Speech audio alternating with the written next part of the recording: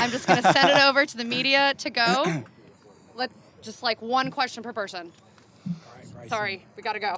You're good. What did you do? Did you have any memorabilia that you saved? Oh, yes. Golf ball, and then I've got the my score that I wrote down on the other scorecard. You know, you write your own score on the other competitor's scorecard. So I have that little tab.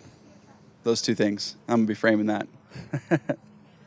Bryson, earlier today, we spoke to Sergio, and he said that the most impressive thing to him was that you shot 61 prior to 58. So you've got to be the only person ever to average less than 60 for 2 rounds. So what was it like? And win, I think. And what was it like to be in that kind of bubble compared to your past experience? Oh, I don't even understand it still, first off, because I don't know if it's ever been done, I think. I can't remember a time where anybody did that, but it was a weird frame of mind. It was more of, I shot 61 and I'm like, oh, that was cake. Didn't feel like it was that difficult. I feel like I can do the same thing the next day. And obviously you got to make putts and bad breaks can happen and whatnot, but a perfect scenario of I really didn't get unlucky and I hit every shot the way and that lined up for the 2 days. Storm. Literally a perfect storm. That's obviously why nobody has done it. You have to have a perfect storm to have it happen. So. In relation to that a little bit, what do you, when you come to an event a week, less than a week after doing that, what's your mindset this week? I mean, obviously you have 57 probably. Yeah, 54 for that 54 million. So no, I'm kidding. But how do you, because it's, as everybody knows, it's hard to back up one good round to the next, but how do you back up such a crazy tournament like that? Yeah. Another tournament? I mean, look, this is a different golf course. This is a beast of a golf course. This is a major championship venue, I feel like, the way the golf course is set up in regards to the rough and the tightness of fairways. So I don't know if in the 50s is going to be possible this week. I mean, it's definitely possible, but I don't think anybody's going to do it. You just got to focus on the process. There's not much more to it. I mean, you can't go out there and expect to shoot something low. It's more of I got to hit this next shot to the best of my ability and continue to add it up over the course of each and every hole. And that's what I did on Sunday. I was like, just next shot the best I possibly can. 16, striped it, had a little wedge shot up there. I'm like, even that little wedge shot, I got to hit this the best I possibly can. And then made the putt after that. It's a continual snowball of process and keep doing what you can. Okay, over there. Bryson, with any new league is always trying to get traction, and you guys have had plenty of exposure, winning at majors and all that. What do you think shooting a 58 does for the league in that regard, just as far as the more eyeballs and the more attention it gets to it? Well, I can certainly tell you that considering that was a PGA Tour course and shooting 58, and 59 has been had on it before, we're clearly not exhibition golfers. Bryson, you have the new driver in the bag. You alluded to the fact that you don't really have to practice it as much anymore. Do you think that there is an argument there that clubs are becoming a little bit too forgiving in a way?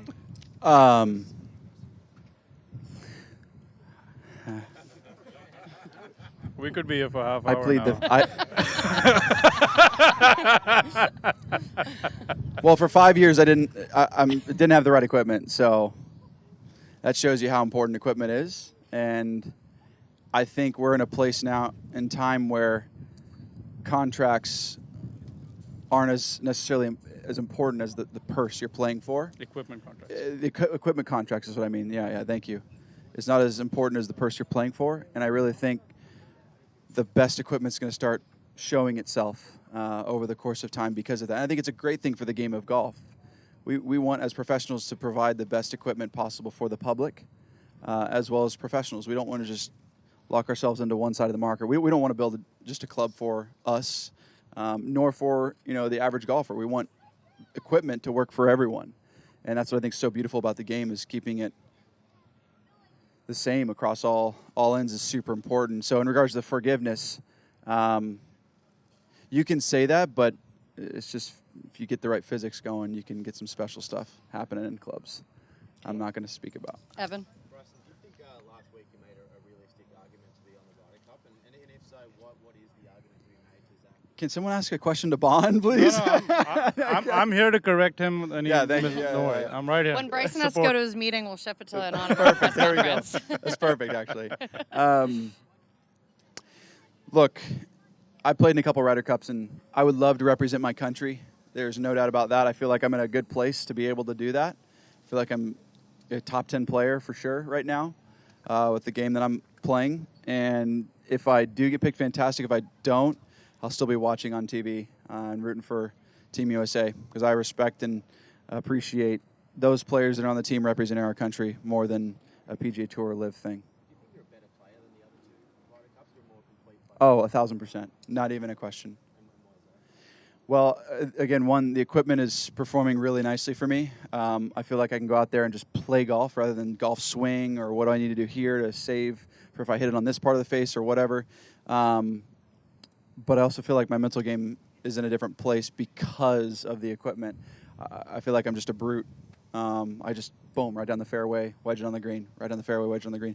It's just more of a determined, focused mentality that I have with this new equipment. It's really the equipment, to be honest.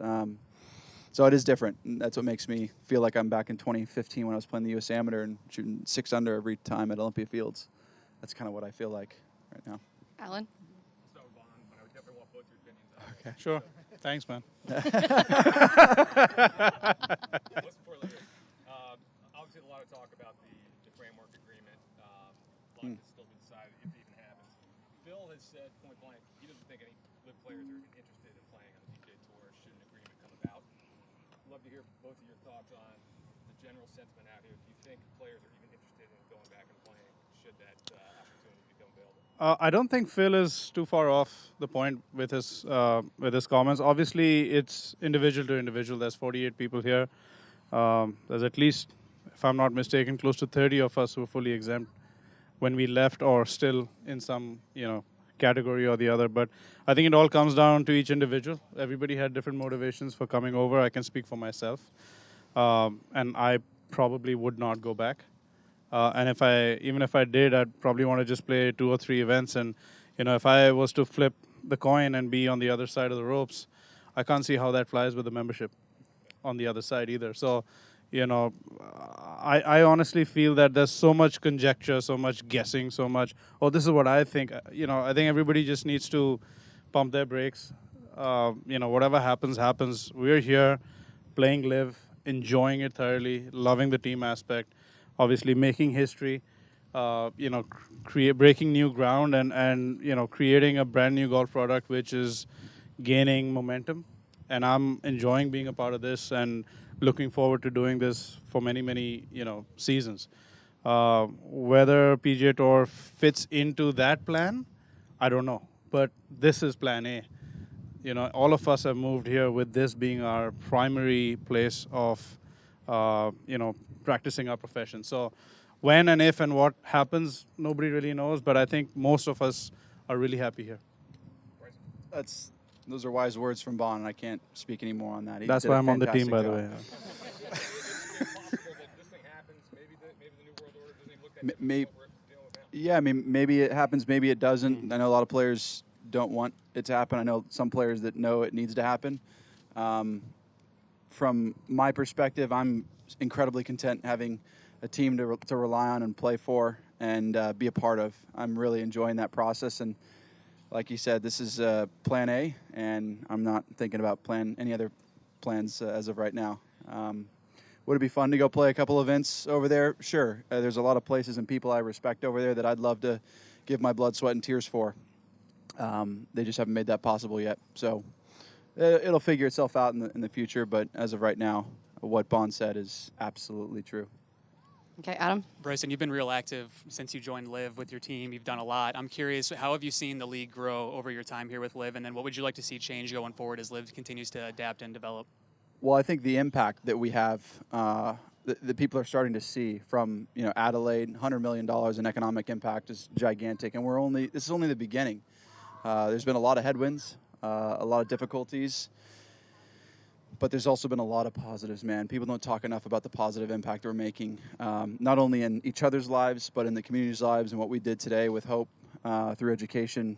It's just another telltale sign that this isn't going anywhere, and we're continuing to make positive impacts across the globe in a really cool, special way. And this is the tip of the iceberg. From a franchise perspective, we're talking about building academies, and that bee is going to sting you okay, careful. We're talking about, academies, even golf courses, community impacts in certain areas, depending on where our home bases, our home regions are. India, I mean, that's a huge untapped market that I think could economically, socially impact massively from the game of golf. It's just untapped potential, and we're unleashing that here. What do you see change? Anything? Any updates, improvements? There's always going to be change and improvements. I think it's really cool to see that a lot of players have input, and will continue to have input. It doesn't mean we're always sitting at the table, but we're continually giving input that we think is best for not only the game of golf, but and not only for the teams, but for the communities and what we're doing in those local areas. So. Okay, last one for Bryson. I am going to have you stick on. Okay, Sure, no worries. CCA. Go for it. This one's actually for Mr. Lahiri. I like that. Yeah, of course. I'm sure you heard what Jim Furyk said about Bryson's 58. Actually, I didn't. He said that at least his counted. Yeah. Who do you think would win in a fight between those two? So I'll give you another story. Once when I was 16, I was with my coach, who I've been with for 22 years. He never played professional golf. And there was another coach in that golf club who played pro golf. And a member came and asked me, who do you think would beat the other guy if your coaches played golf? Well, they're coaching, they're not fighting each other. So it didn't really matter as long as I beat his student. So I think it's very easy to sit in an armchair and feel a certain way about it. I have huge respect for Jim. I love him. His round made a huge impact for LIV, made a huge impact to the team, made a huge impact in the world of golf, where people sat up and said, oh my God, this guy just did something ridiculous this weekend. So, I think we'll let the ripple effect speak for the difference it makes in golf. And I still remember when Jim shot 58, it was unbelievable. I think anybody shooting a score like that in golf is good for the game. But who would win in a fight? Are you coaching? So you know what? I just want golf to win, man. I respect people's opinions, but I wouldn't fight I would not fight my captain. Bryson, who do you think would win in that fight? It'd be Jim in his prime. It'd be a tough go. He's got some lankiness to him. So that golf swing of his, he's got a lot of mobility. So I got to watch out for a quick little right hook. But I'll be working on that and focusing on that. Cheers. Thank you. Good luck this week. On that note, Bryson, you have had the most insane whirlwind last 48 hours. Thank you for still committing and coming out and following up on your commitment to come out and spend time with the kids and spend time with the media. That's what it's about. We are all very, very grateful. I know it's been crazy for you. Thank you for your time. No problem. Enjoy the rest of the week away from the craziness I put you through. I hope to see you guys every day. Yeah, exactly. That's the point, right? Thank you so much. Thank you. He loves Bye, media.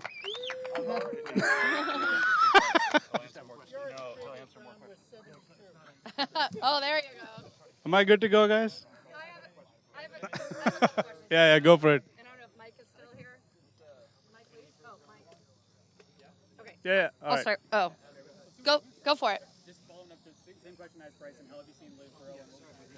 I mean, it's incredible, man. Just look at I didn't start at Bedminster, so this is my first time here. But I mean, you just wind the clock back 13 and a half months. That's the age of LIV golf. And you see the impact it's made in golf. We were the outcast, black sheep, disruptors. We were labeled 1,000 different things. A lot of it was unfair, but you see the positive change it's brought in the world of professional golf. And when you look back another year, 2 or 3 years from now, everybody's gonna turn around and say, "My God, can you imagine if LIV golf never happened?" So I think it's the best thing that's happened for pro golf. I think it's the best thing that will happen to golf for a while to come. Go ahead, Gabby. You mentioned earlier that if you were on the other side of the ropes, if you did for a player, you would understand how they're upset. Yeah, absolutely. Have you talked to your peers? I have a lot of friends there. I do. I send congratulatory messages and I exchange texts whenever one of my buddies plays well. Among the players, it's really it's super friendly. There's no hate. There's no animosity, unlike what it was made out to be in the media.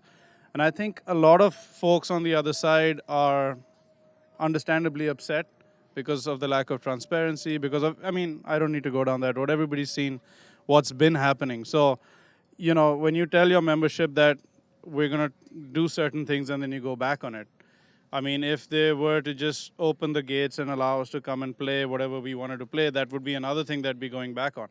So if I'm a member of the PGA Tour, obviously I'm not going to be down for it because I've made a commitment or I've made some decisions based on what I'm being told. So I'm just, just flipping the coin and saying if I was on the other side, I wouldn't be happy about it. And a lot of people aren't. That's just how it is. Like, if you were to say, oh, you know what, starting next year, anyone who makes it to a tour championship is automatically on LIV, you think I'd be happy about it? No, right? So it works both ways. We're only talking about us going there. What happens when they come here? It has to be, it has to be done in a manner where there's balance. You can't just flip it and make it so, disbalanced that it makes no sense. So to that extent, and I've been saying from day one, both types of golf, both tours, both concepts can coexist side by side. It's not necessarily, one or the other. And there's room. So, therein lies the answer to your solution. Yeah, go for it, Al. So when LIV came onto the scene, it was sort of this, brand new, scrappy is probably not the right word because it was so well funded, but definitely a disruptor, right? Something totally different. And there was this intense rivalry with the PGA Tour. Now that that's started to dissipate and there's a little bit of a chord here, you think in some way that sort of diminishes LIV's appeal to the mass audience? Diminishes? No, I think it's the other way around. I think it's exactly the other way around. And I don't think this was ever about 54 holes. I don't think it was ever about what we're doing here. It was about one organization being threatened by competition. That's what it was all about from day one. What's happening right now is finding middle ground so both can coexist, which is great. What happens of it, I don't know. That's outside of my purview. But I think a lot of people are going to get over the prejudice. They're going to get over the the colored glass that was put in front of them to view LIV golf. So I think it actually opens it up to a lot of people who were blindsided by opinion that wasn't true. So I think it's the other way around. Yeah, and a lot has been made of the lack of transparency on the PGA Tour side as this was happening. On your end, I mean, how much communication was happening, if at all? Well, the whole, whatever's happened so far, like I said, it's outside of my purview. Everybody asks me that question. That's a commonly asked question. And they say, all right, what do you think about what's going on? And I just say I need to go make as many birdies as I can. Because essentially that's the only thing I can control. That's what I'm here to do. I'm here to be the best golfer I can be. I'm not here for the politics. I'm here because I believe in this. And I believe in this because, and I said this before, I've come from a country where another sport, cricket for instance, which has multiple formats. I've seen how multiple formats can be super successful in tapping into different markets, different demographics, which is one of the ideas with which LIV was formed. So it was easy for me to get on board. What other people saw as, it is disruptive. What other people saw as non-conventional, I saw as innovative. Because I've actually seen it happen in another sport. And I've seen the appeal grow. And actually one format overtake the other format, which has happened in cricket. So I have a huge belief in what we're doing here. So, for me, it's like I'm here, this is why I'm here, and I'm a part of something that's potentially going to revolutionize or change golf 10 years from now. So I just keep my head down and do what I need to do. Simple. Did you guys have any? No? Bon, I've got two for you. Sure. First one, sorry to go back to the 58 again, but I haven't had a chance to talk to any of the crushers yet. We love talking about 58. Yeah, so can you just take us back to the moment, I think you were in scoring? Yeah, I felt terrible for not being there to just blind him with champagne, as Paul described it to me. He said, I got it right in the eye. I'm like, damn it. And but it was wild, man. I was in scoring, and there was about 8 or 9 of us in there. And we all went, oh my, there was that moment of, holy crap, this is actually, that actually went in. Like, we're like, oh, he's just got a 2-putt. He's just got a 2-putt. Nobody's even thinking about 58, let's be honest. Yeah. We're like, because the 59 is the magic number, really. Yeah. 58's just, is a unicorn. It's a myth. And then when that goes in, everybody in scoring goes berserk. I'm like, where the hell is my cart? I need to get to 18. And you know, it was wild, like listening to all the different accounts. There were so many caddies and players in the players' lounge that was overlooking the 18th green. Some were looking at the TV, some were looking out the window. And, you know, I was talking to someone just the other day. It's like, as he got over the putt, every single person, staff, family, player, caddy, bartender, everybody's on their feet, like just looking at the TV. As the ball goes in, the entire players' lounge is just jumping. Everyone's high-fiving each. I mean, these are the other 46 guys who he just whooped. Celebrating someone who just made a bomb for a 58. Like, that would never, ever happen on any other tour, on any other platform. And that's what we're doing here, you know. I mean, that's the beauty of it. People don't get it, like, team golf, yeah, whatever. It's a fad, it's this, is that. But when you're in there and you're a part of this, that's why it's so special. Like, I don't know when that's going to happen again. Yeah. I just don't know. Were you aware during the day at all? Did you have a chance to glance at the leaderboard and kind of see the scores Bryson was putting up? Yeah. Were you thinking, man, Bryson's got a shot at 59 today? Well, I've played LIV now nearly a year, so I'm very good at scoreboard watching on Sundays. Yeah. Because you have to. It moves quick, you know, like two guys make birdie, one guy makes bogey, you go from 3 back to, you know, 4 ahead to 3 back again. So there's a lot of scoreboard watching, and I knew he got off the blocks super hot, and then he was just in a zone, man. Like, I was talking to Jibo, and Jibo's like, his eyes were glazed. He holed out from behind the green on 5, and he just walked up to Jibo, gave him the wedge, and walked. And Jibo's like, this guy is just on a different planet right now. And when that happens, crazy stuff happens, you know. And he was in there for 48 hours straight. I think that's what is the most ridiculous part about it. People get into the zone, and then they get out of it. But he was in there for like 2 straight days, man. That's wild. Yeah, it was incredible to watch for sure. Last question I have for you. So Mike actually asked Sergio earlier today if he thought that Torque and 4 Aces were the ones to beat this season. We've only got 3 regular season events left, and he said that the Crushers were the ones. Well, that's because he played on the weekend with me. And he obviously knows the damage I bring to the team. But no, I mean, you know, we started the year off hot. We were riding Chucky's coattails. Charles played lights out to begin. And I think Bryson's just over the last 2.5 months, I think starting Tulsa. I think Tulsa was the first time he had a top 5 in a long time. And I think after Singapore was the lowest he had been feeling with his game.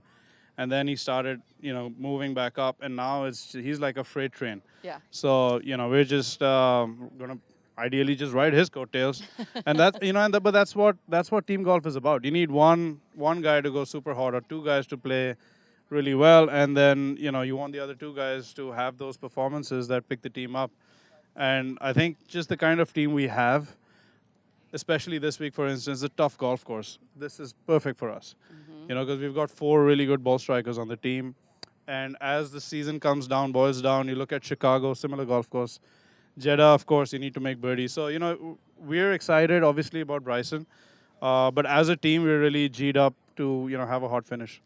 And after that devastating loss in the playoff last year, where you guys narrowly missed your window to proceed to the next level, does that give a little bit of extra motivation going into Miami this year? I mean, the 4 aces were outstanding. They have been, you know, for a while. But I think in terms of consistency, we were as good, if not, you know, a little bit better. We just didn't get over the line as much, especially last season. I think this season we kind of cooled off a little bit after getting off to a good start. And I think all of us are now trending back into form. Paul's had some issues with injury, you know, but now he's you know, trending again. So I think for us just to get that momentum going, I definitely feel there's a lot of good teams, you know. There's some amazing talent, super players out here. So you have to be on your A game. Yeah. And I think the 4 of us are up for the challenge and feeling, you know, ready to go. That's awesome. I know it's super hot. I'm going to let Mike ask a couple, and then I'll let you go. Nice and cool. Oh, yeah, you're going to yeah, That's great for you. Can you remember the first conversation you had with Bryson about the crank driver? I actually was there with him on the range when he took it out of the plastic wrapping on Wednesday morning, because believe it or not, that's when he first hit it last week. So he'd obviously done all his research, and I don't want to go down that rabbit hole, but he was convinced that it was going to be good for him, and he was right. How crazy is it to stick a new club in the bag? Not crazy at all. Shoot 61, No, 58. not crazy at all. Actually, that's something that happens a lot in golf. Yeah, because we're golf. Everyone says it's in between the years, and sometimes you find a club that just makes you feel like, oh man, I'm king of the jungle. I can do whatever I want. Sometimes it's a brand new putter, and you've been putting poorly, and you see 3-4 go in, and you're like, oh, I can't miss with this putter, and it's a mental thing. And it's very similar with Bryson. Like, he talked about how his mental game's the best it's been is because he trusts himself more, because he knows his equipment supports him. And that's what, you flip that switch and everything starts going your way. So yeah, it happens a lot in golf, so I'm not surprised at all. And given how much of a needle mover he is from an equipment standpoint, how much of an impact do you think it's going to have with this company that is making it? Well, time will tell. Time will tell. But yeah, I think if he keeps shooting the kind of scores he's shooting, it'll be fantastic. You got it. Thank you, Vaughn. I appreciate it. No worries.